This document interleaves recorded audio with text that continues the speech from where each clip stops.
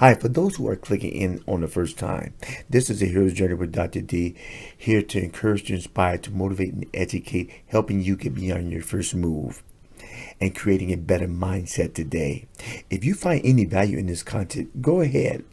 Help me help you so we can help others by liking, by clicking the thumbs up and sharing. What you do is you join with me and climb with me as we try to make a better tomorrow today.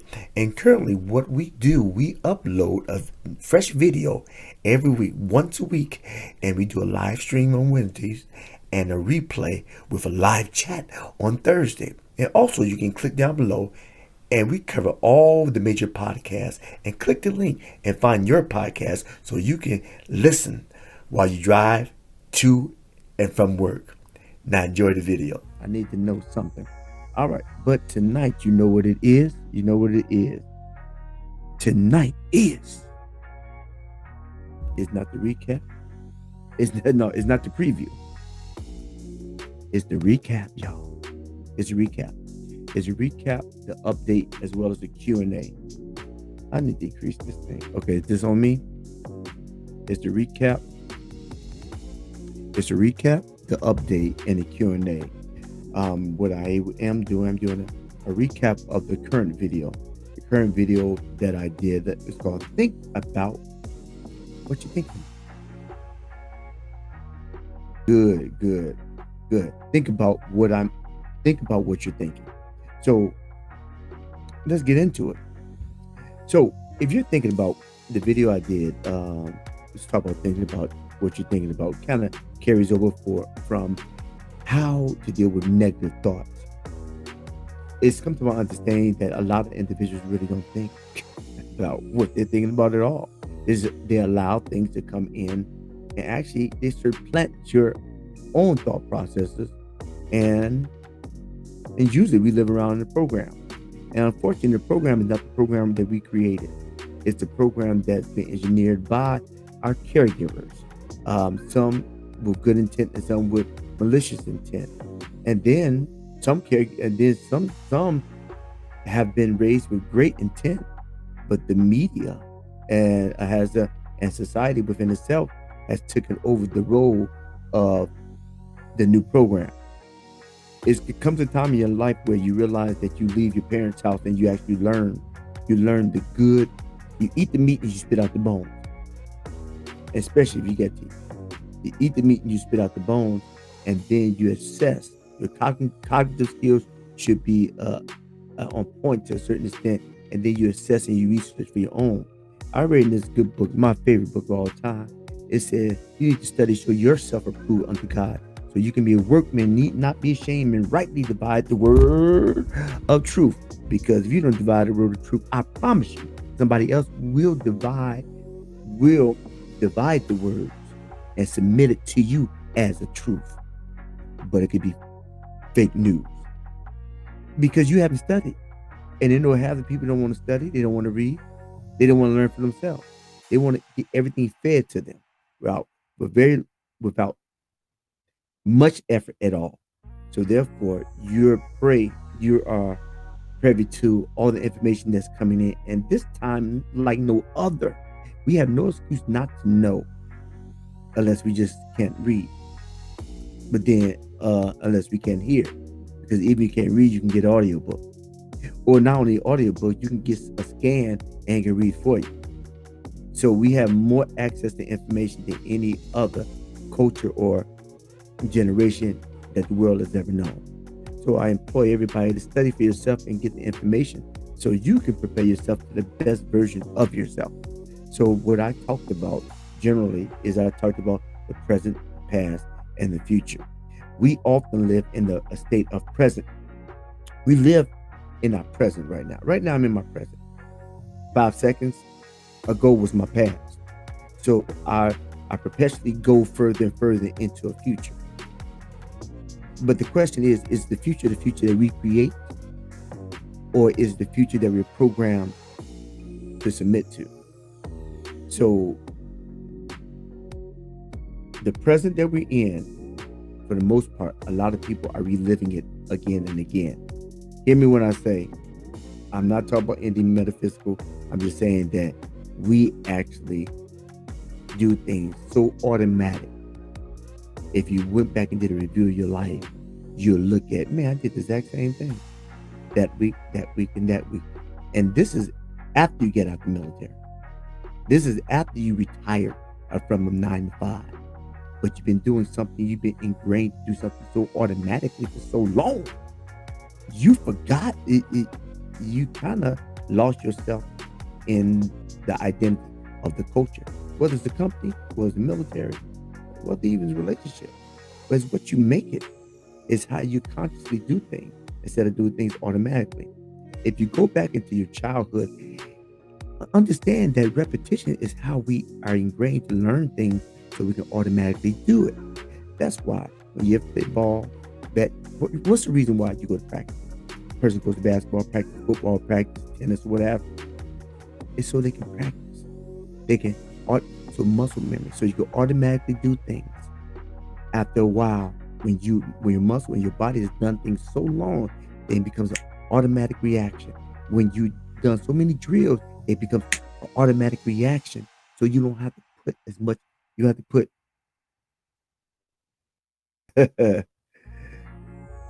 I told you, Renee. Send me the link through Messenger, and I'll send you the link. Or you can go right on YouTube. I had somebody send me a message. Go right on YouTube, and you can pop up, and you can comment in my chat section, and you probably can come on as well. Okay. Go to Hero's Journey with Dr. D. Oh, he can't hear me unless he's on.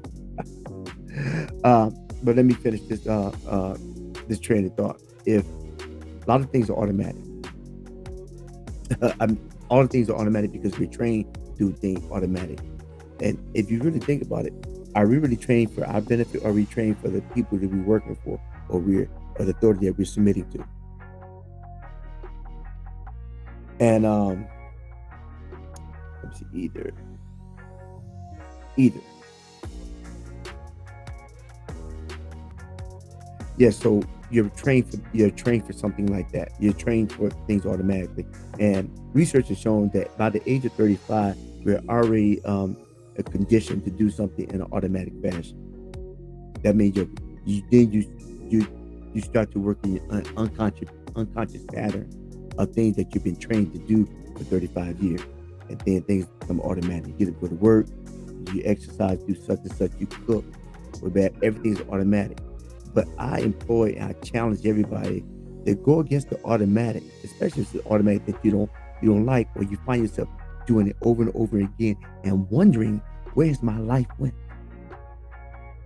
It's a shame that your life would go in an automatic fashion to something that you don't want to do anymore. You want to train your brain, you want to train your body to do things that you don't have to put much conscious effort into. But you want to make sure it's for you, and for your purpose, and for your goal. So when I say that you're present, you live in your present, but a lot of times people are living their present, they're living their past in their present now. They're living their past over and over again, creating a future in their present state that looks a lot like their past. Even in my video, I talked about we generally think that well, if it's bad, then we shouldn't do it. That's correct. If it's bad, we shouldn't do it because it causes responses that are not beneficial to our health, our livelihood, physical or emotional. Now,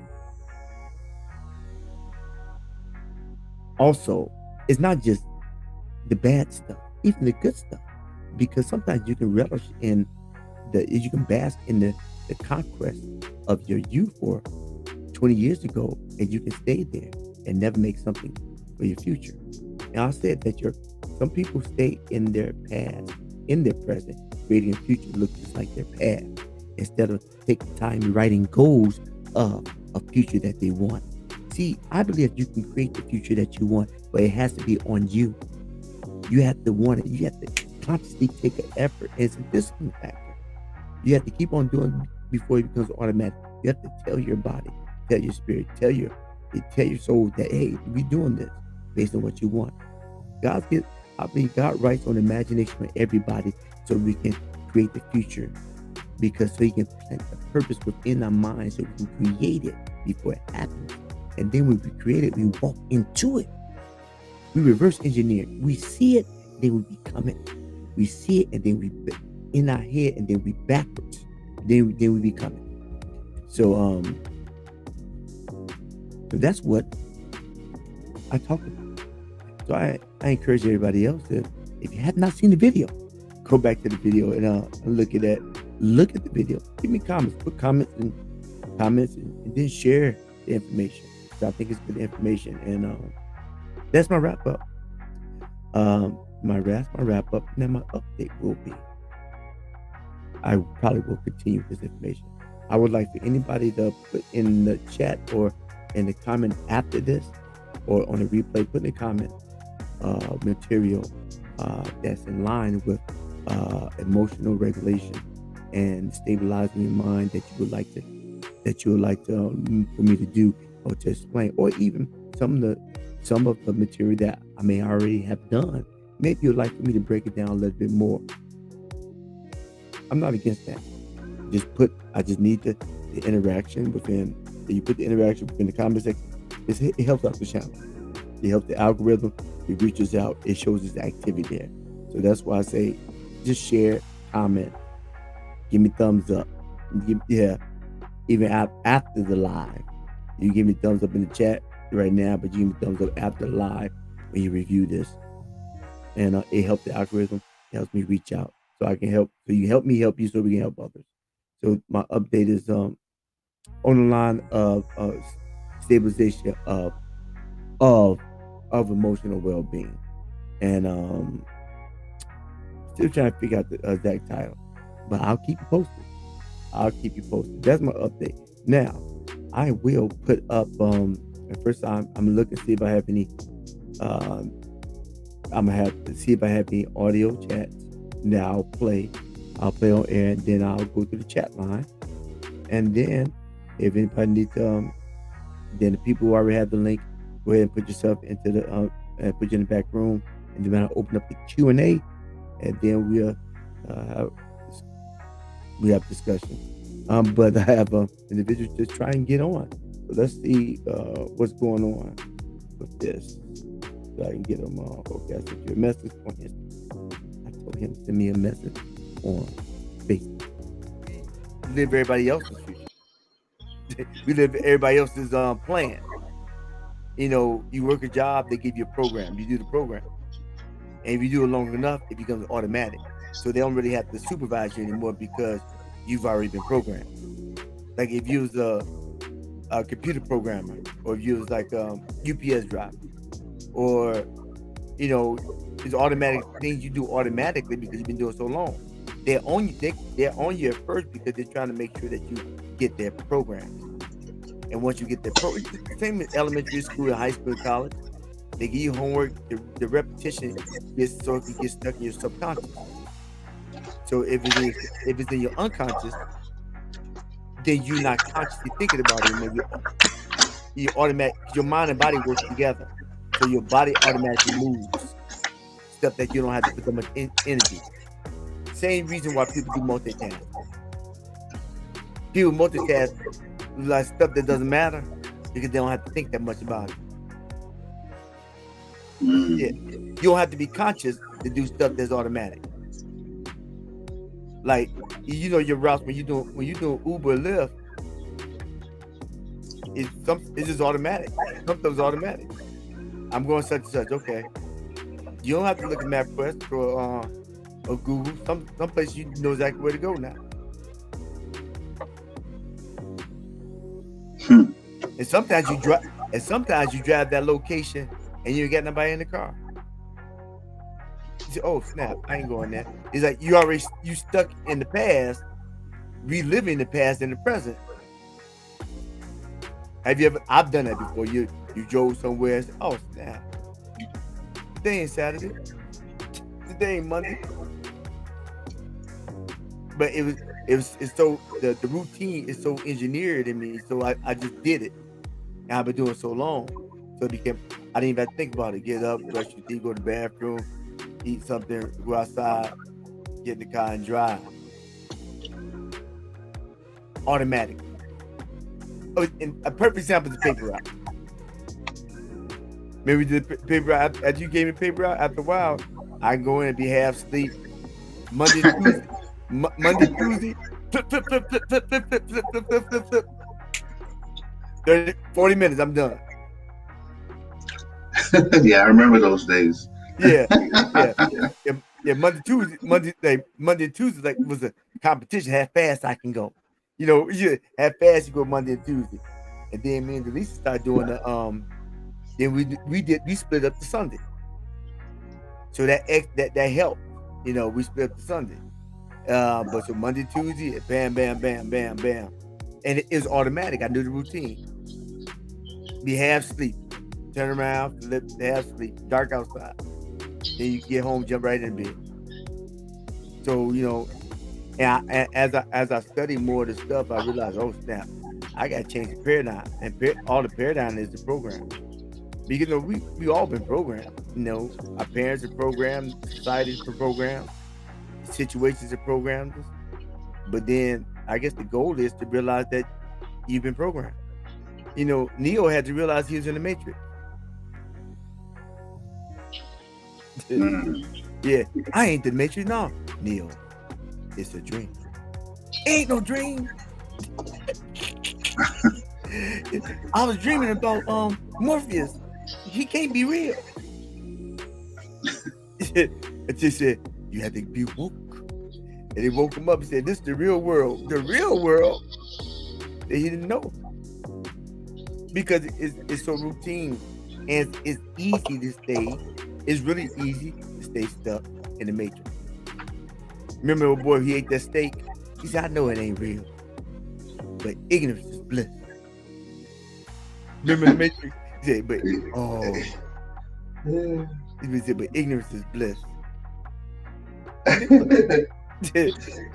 I mean, and I think me included, we all do it. And unless you actually stay on top of it, before you know, you said it. I think who said this? Bishop Jake said this. Bishop Jake said that he said when he gets stuck in a rut, what he does, he rocks in a chair, and he sits, and he imagines he's 89 years old. And then he reflects on his life. And what kept him is like he thinks about, what have I done with my life at 89 years old. I don't want to have he pretty much didn't want to have regret. So when he gets stuck, he don't want to have regret, so he keep on moving. He said that jumps him out because time keeps moving. That gets him out of it, because he said, I rock in a chair, I go back and forth, and start imagining I'm 89 years old, and talk to my grandkids, and I don't have any stories to tell. What a boring existence.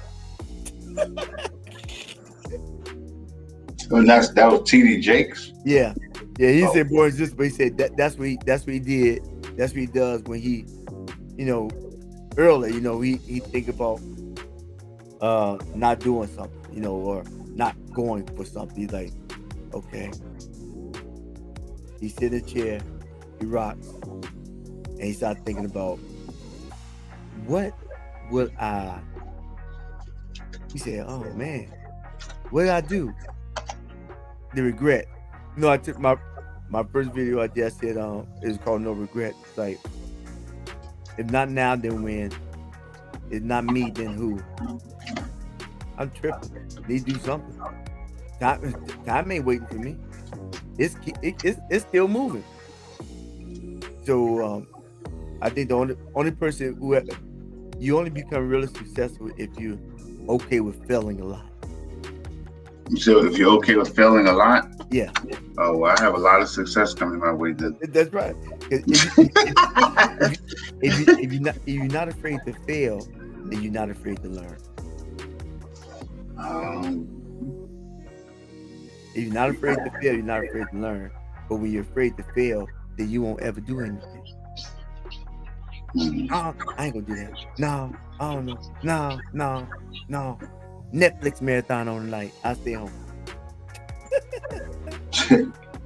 I mean, that makes sense. You know, and you think about it. The person you don't do stuff because I may mess up, or I may not get it, or I may fail. But remember sometimes when you did something, you may not have been the best in it, but you said, "Sure, I did it. I did it," because now you see. I think that the worst thing about doing something you're not good in is that you got great stories to tell because you tried it. Then you tried it out because you did it. You're like, well, if I coulda, woulda, shoulda. Oh man, but I think the thing would get me if I coulda, woulda, shoulda. But doggone, I didn't even try. I said, oh man, that's regret. Now, if I did all I could do and could do no more, and just didn't cut it, that was my thing. However, but you do learn something in that thing. Like when I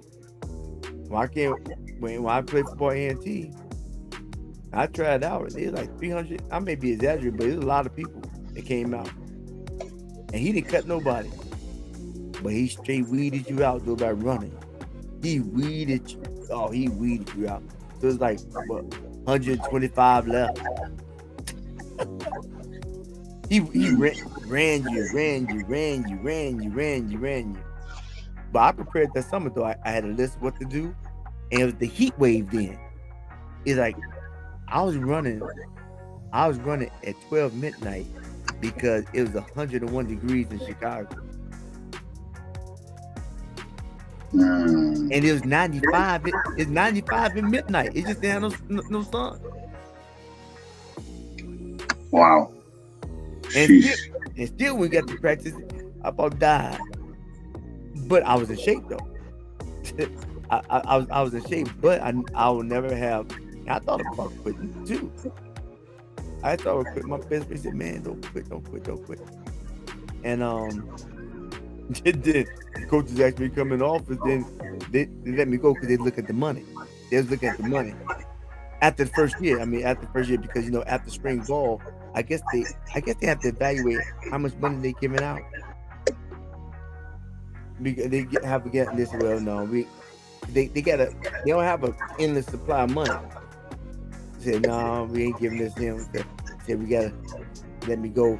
But then about a month later, Coach Hayes at Cornell hit me up in I was walking across. They asked me to come back.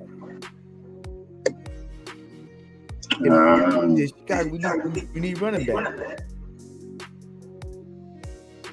Man, I want to come back. But at that time, when you were playing football, you didn't really have a life. You went to practice, you went to games. I mean, this is 7 days a week. And on Sundays you had film. Even if you didn't play, you had film. Then Monday, Tuesday, Wednesday, Thursday, Friday, it's a whole season like that. And you just thank God when it's a away game and you didn't have to go. You know why, right? Because you had some time off or something? Or yeah, but you had a weekend. Yeah. What time they leave it? Thursday night? All right. I had a weekend. Yeah, they went away.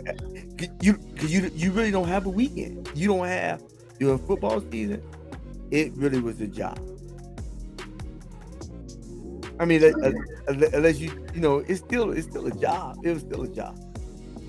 I mean, because you working out. I mean, sometimes we got up 6 o'clock in the morning going on drills in the gym before 8 o'clock class. And then you did 3 a day for like 3 weeks before season started. 3 a day. 6 o'clock, 10 o'clock, and 3 o'clock. Every day. Yeah. Yeah, but I don't have any regrets about that because I said I never had any intentions of trying to play pro ball. I just wanted to play college. And I always said I played with the number one HBCU in the world. Or A&T? Yeah, A&T is number one in the world. HBCU. Oh, okay. Wait, ain't no black colleges in Russia. No. Yeah, but I do kind of regret the time. I have to get over it. I do somewhat regret the time that I spent trying to play football, because I look back at it like that. I don't think that was my thing. I should have stuck to the fighting. That was more my thing. Because you already had groundwork. Yeah, I started studying martial arts when I was 15. That was more, I think, my gift, my area. I diverted into football, for other reasons, I guess.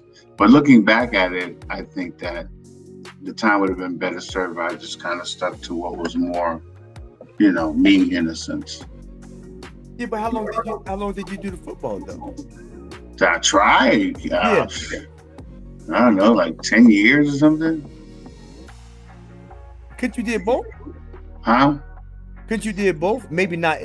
If you diverted your energies to doing the martial I arts. think I would have went further if I had been more focused. Right, I got it. Yeah. Yeah. Focus on one thing. Yeah, and that was, like I said, the martial arts was always more my thing than football. Football was like more like I don't know what the word is. It was more like just something I gained an interest in, but I never like really. In other words, if I was ever going to do anything in a major way, it would have been more the fighting, because that was just more me. I've been interested in martial arts since I was 11 years old, back in the foster home. Actually, it was more like 6 years old. But I just kind of went down this path, and it was like I went down a rabbit hole, and I just, for some reason, I got fixated on it, and I didn't pull out. When I look back at it, I do kind of think I'd have been better off just kind of sticking to what I was really good at or better at. So I do it over again. I do it differently, but like you said. But did you exhaust the interest though? I mean, you never have to worry about. See, I think the benefit of what you did is that you never have to worry about. Now what is? As far as football. Yeah, I mean, I could definitely say I tried. I tried and failed, but I did try. Right, but but it's a lifespan on that. But martial arts, you still can do martial arts.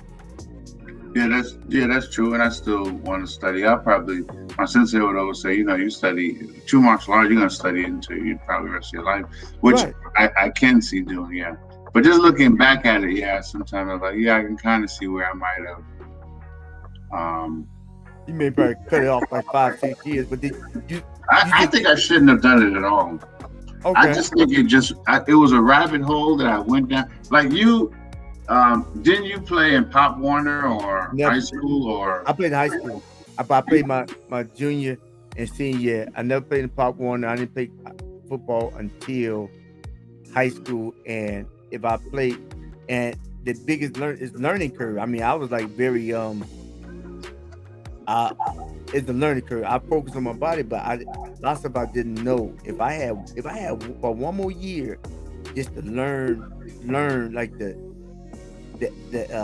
football acumen, I've been on it, because I second guess myself a lot.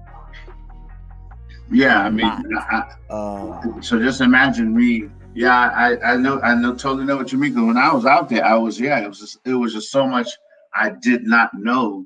That those guys, second nature, because a lot of them started in, like Pop Warner, high school. So even running routes and all that, a lot of times I was just totally lost. You can always play for Cecil. Huh?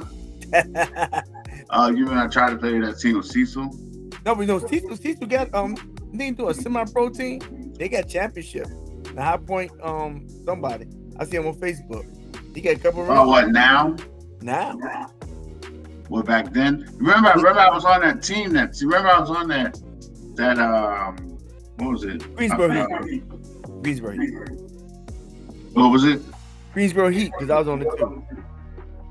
Oh, okay. No, Yeah. no, no, no, Remember, no, no, no. Cecil I was was on on it. no, I was on Greensboro Heat, but him and Butch and them. Yeah, they were called first it was called the Christian Crusaders, and they took the Christian off of it. It became like just the Crusaders.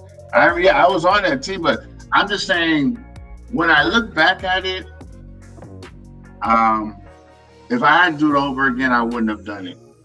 I think one thing I'm learning as I'm growing and maturing here, and is it's important to find out what is really you, what is the set of maybe gifts or passions or propensities you have that are really Right. you, and be okay with it. You know, That's the journey. I would be I'd be 100 times better fighter than I would be a football player, because it just, I like you said, the learning curve, but because martial arts has just always been more me. I just went down a rabbit hole. I got obsessed, and I just didn't look out the rabbit hole until some years went by, until I finally realized, okay, now I really don't want to do this anymore. So, yeah, I do regret it sometimes, but I guess, like you said, Yeah, you never. I think I really think that you'll never have the regret that you didn't try. Well, yeah, that's true. Because you like, because what happened that you start saying, man, I should have. Man, I wonder what it been like. Well, yeah. At least now I know I tried and failed. Right. At least now I have no doubt. I definitely know I tried and failed. Right. And so you never like I could have. I was trying to get back on the team after I was out of school. I could get back on. I just need the playbook. I was trying to get the playbook because I did not know the wing T. The wing T. But I was in shape. But my money was down. You get older, you get off campus. Oh, you ain't a kid no more. I was trying to work some other stuff. My dad, after a while, my eligibility was gone. But it's still cool. I played a little at Greensboro Heat, and that was all right. And really, what you miss is the camaraderie. Yeah, I think actually that may have been what pulled me into football. Because as a martial artist for so long, you almost like monastic in a lot of ways. It's not always that way, but sometimes it's very individual. It's you training, it's you by yourself. I think what pulled me into football was it was the camaraderie, being part of a team or like a family. And some dojos are like that. Yeah, some are. I agree. My dojo, they were pretty. Our sensei died. Oh, he died. He died last year. You go to the funeral? No, I didn't. I think he died of COVID. I'm not sure. Really? Yeah, one of the other students told me, he sent me a message on Facebook. Well, he just posted a message on Facebook saying, that he had passed away. I don't think his music system. I mean, how many dans was it? Oh man, he was master rank. Yeah, I don't think his that's like above. After 8th degree, it doesn't. You become a master. Wow. Huh? Yeah, he had surpassed 8th degree black belt, so he was like a master rank.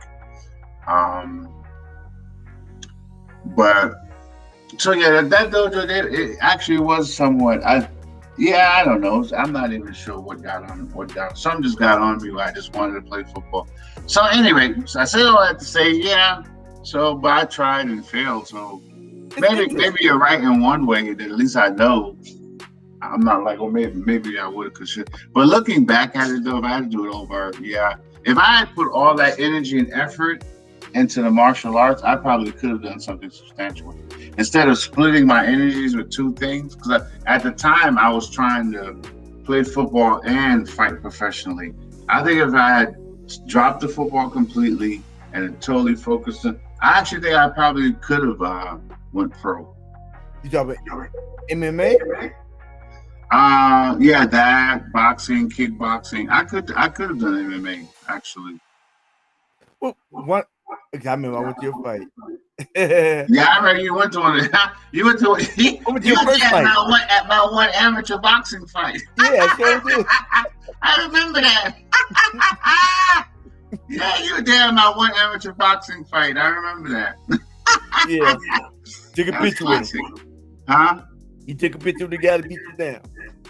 Yeah, I remember that, man. I ran out of gas, man. I remember that. I was a better fighter than that guy. I just ran out of gas. And you know, in fighting, once you run out of gas, that's pretty much it. I mean, It's over then.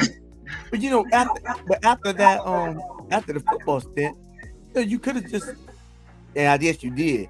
Yeah, You I could have just, did. I did. Actually, I stopped trying to play football in 1997 after I heard a message from Pastor Lockett. And in the message, he preached, if you chase two, how he said it? He said, if you chase two chickens, you won't catch any. And I heard that message, and I said, you know what? And I dropped the football. And then I focused totally on fighting. I don't know. I just gave up. I should have. I just gave up. I got tired. You know, you train so much, and you know, I just gave up. because but you switched in a different martial art. But you got tired though, so that wasn't a thing. You got Yeah, tired. there was something so much going on in my, personal. I don't know Oh why. yeah, Why did I? Yeah, I didn't enjoy it. You and know. right, like the camaraderie. If you had more of like a team, was the camaraderie? Yeah, the camaraderie. You know, the funny thing about martial arts too, I've come to realize because I had started a martial arts school here in Georgia Yeah, for a year or two, and I realized something. What I've always really truly enjoyed about martial arts is the training. I actually didn't enjoy teaching it. okay, I enjoyed being taught and maybe helping someone teach. I enjoy the training. right. I didn't really enjoy, and then I went to graduate school, so I couldn't really I couldn't give the school really the type of time and attention that I needed to make it work. You need a partner. Yeah, that might have helped. Yeah, somebody. So, like you said, lesson learned. So now I'm trying to just I think, do the best of what I have left. yeah, I think everything is part of the journey. Everything's part of the journey. It's like you can look back and say, I would have, could have, should have, but then how does that benefit you? Yeah, you're right. But sometimes it's so hard not to do that. But I agree with you. And that's point of the video. The video is that I said that in your present state, we can't go to our future because we're so busy reliving our past in our mind, and we relive our and we bring our past to our current state, and it kind of taints us from moving forward, and we end up reliving our past. It may be just different area, different relationship, different location, but it's still the same thing. And you don't do things because of the trauma or the regrets or the bad experience of your past. But I think on the flip side is that a person can get stagnant in their present state as well when they think about all the great things they did in their past. They Yeah, man, yeah, that's remember the true. time I did such and such? Remember the guy talk they remember I got that touchdown? They 85. Yeah, Yeah. that's Every true. time Yeah. they talk about all their accolades in high school, but that's all they have to talk about because they didn't take any time in creating a future. They still living in they're basking and you can pull stuff from to give you encouragement, inspiration, but I don't think you need to live in the past, whether it's negative or positive, because the past is the past. Now the goal, I say, and I'm working on this now. The goals are um, when you write down your goals and you put it in front of you, you're creating something. You have to sit down and process and think about you're creating something. And when you create something, when you put a goal down in front of you, then you put it in your vision. There's a part of your brain called reticular activating system. The reticular activating system, it clicks on when you focus, and stuff starts to draw into that focus. But you're reverse engineering, so you're seeing where you're trying to go, and you pretty much walking yourself back. And while you focus on that, all your energies are going toward that that direction in your future. And if it's because you've never been there before, so it's focused on that because that's your focus. Remember, okay, I don't know. I told you the example. The example of reticulate activating system, how it works is that remember you got your car, then your new car, your truck. Uh-huh. Did you do research to get it? And I want this, I want this, I want that, and you want the truck. Was it? Did you want that truck? Was that your focus? Uh, no, it wasn't. It was a gift.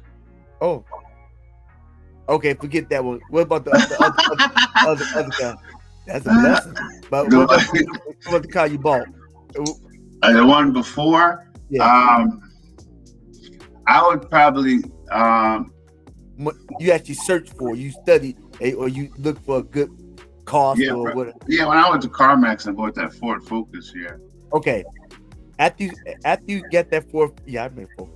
After you get the focus, how many times did you see that focus on the street? All the time. Right. Before you got the focus, how many times did you see it? I didn't really notice it much. Yeah. But that doesn't mean it wasn't there. It means Right. that your focus opened up your peripheral, and it only does that to protect us. Just think if the reticularly activated system was open up all the time, you drive yourself crazy. Because if you focus on everything all the time, it's like you be like Cyclops when you take the glasses off. Uh, You know, you can't take it. You burn up everything. It's too much. right. But when you focus on something, it opens you up to everything pertaining to that that goal. And when it focuses you to everything that pertains to that goal, that everything starts to connect to get there. And so after you get it, it's already open. So now your focus is on the focus. So you focus, focus, focus. Man, I never saw these before. So Uh, that's the same way in creating a future. We we we think about like vehicles or outfits or certain things, like certain just small things. But how often do we think about the big stuff? Just big stuff. Just put it down. Just stuff they said, man, God got to do this thing. God got to do this thing, but you put it there, and then as you put it there, you start studying and focusing, and everything starts to streamline toward that location. Now the goal is never focus on the how, only the what and why. If you focus on, even books say cast your cares on him because he cares. And but he said also, but also in Habakkuk it says write your vision down, make it plain, so men may see it and they may run with it. But the thing is, you got to write it down. Because you don't write it down, it'd be 2022, then 2024, because you gonna always have something to do. Like I got a printer that I was gonna give me another laser printer because I had my bubble jet for a long time, but it just blessed his heart. It's not doing what it needs to do anymore. Okay, I'm gonna have to send it to hospital. So, but I should have got the laser print a while back because when I had it, I kind of broke the one. The cartridge cost like $40. Man, but the laser print will last a long time. The black inkjet, black laser jet. But I didn't place that in priority. I just placed priority. And my point is that I may say right now I'm gonna do something, but if I don't write it down and have a just write it down as far as a list of something that needs to be done, it won't get done. And because it's really not a top priority, it's a priority but not a top priority. So it goes to, if it's something that you want to be done, I think it makes sense to put it down. Hey, journeyman, journeywomen, this is your journey with Dr. D. Hope you have enjoyed this content of the recap, update, and Q&A of Think about what you're thinking about, and hope to see you in the comments, and hope that you're sharing. So help me help you so we can help others by clicking subscribe, commenting, sharing, and giving me a thumbs up. You help the algorithm, and when you help the algorithm, you help me, and you help us to make a better tomorrow today by increasing the content and keeping it going. And so I employ for everybody to put something in the comment section, even if there's something that you would like to hear or like to see, and I'll be more than happy to oblige. And I look forward to seeing you on the live next week. So this is Hero's Journey with Dr. D. And remember, if you do not remember anything, remember every day you get up vertical, make it your golden life to always move forward and never move back. Peace and blessing. And this is Hero's Journey. A Hero's Journey with Dr. D. And we are out.